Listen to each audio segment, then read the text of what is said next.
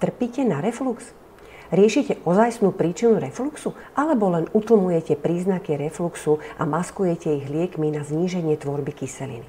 A aká je ozajstná príčina refluxu? Moje meno je Dana Vavricová. Pracujem viac ako 20 rokov ako lekárka internistka. Ak ste pochodili s refluxom po lekároch, pravdepodobne vám povedali, že vám nefunguje dolný ezofageálny zvierač.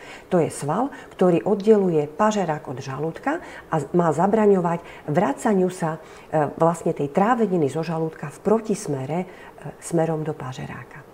Ale proti prúdu voda netečie. To znamená, tá porucha toho zvierača je príčinou refluxu, ale len u určitej skupiny pacientov s refluxom. Vytláčanie obsahu žalúdka v protismere má však inú príčinu. Veľmi často sú to dve príčiny. A to je pretlak v tráviacej trubici v hornej časti a porucha pohyblivosti tráviacej trubice. A obe dve tieto príčiny súvisia s mikrobiomom. Ako? Ten pretlak v tej hornej časti tráviacej trubice vytvára najčastejšie plyn. Plyn vytvárajú baktérie. Ak v hornej časti tráviacej trubice, to znamená v žalúdku, v dvanástorníku, v tenkom čreve, býva nadmerný počet baktérií, tak keď ich krmíme, papajú našu stravu. Pri papaní našej stravy takéto baktérie vytvárajú plyn. Je to najčastejšie vodík. Ten vodík sa hromadí a smerom cez tenké črevo do konečníka ako vetri to má veľmi ďaleko. To znamená, gravitačne proti prúdu sa vytláča smerom hore a spôsobuje reflux. To je pretlakovanie, to je vodík. Druhá príčina, prečo mávame reflux, alebo druhá príčina refluxu, je tvorba metánu.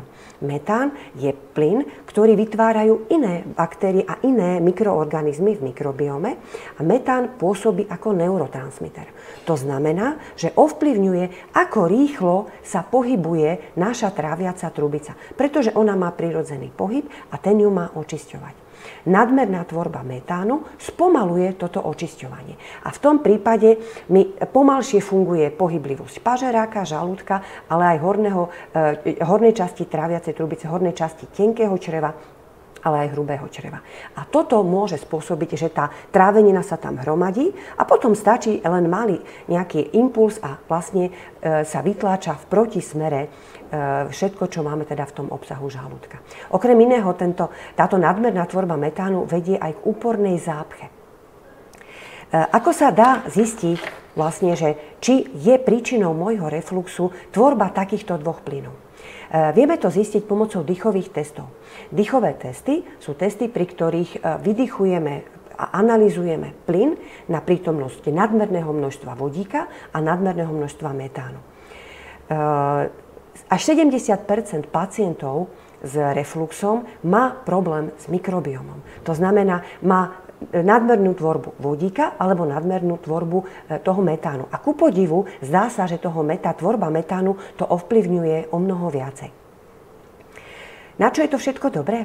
No, keď viem príčinu, tak sa sústredím na jej riešenie. To znamená, nerobím tých 80% mravenčej a zahlcujúcej práce, ale robím tých 20% podstatnej práce, to znamená, sústredím sa na riešenie problému môjho mikrobiomu. A vtedy je to úsmevnejšie, rýchlejšie a dlhodobejšie a efektívnejšie. Viac o dýchových testoch nájdete na mojej stránke doktorkaonline.sk alebo v online klube Doktorka Online alebo niekde na Facebooku v príspevkoch, o ktorých som hovorila. Ponúka vám takisto možnosť dýchových testov a veľmi výnimočne mám možnosť vám ponúknuť testy aj vodíkové, aj metánové. Viac o týchto testoch v príspevku alebo v popisku pod videom. Majte sa ešte pekne a príjemné trávenie.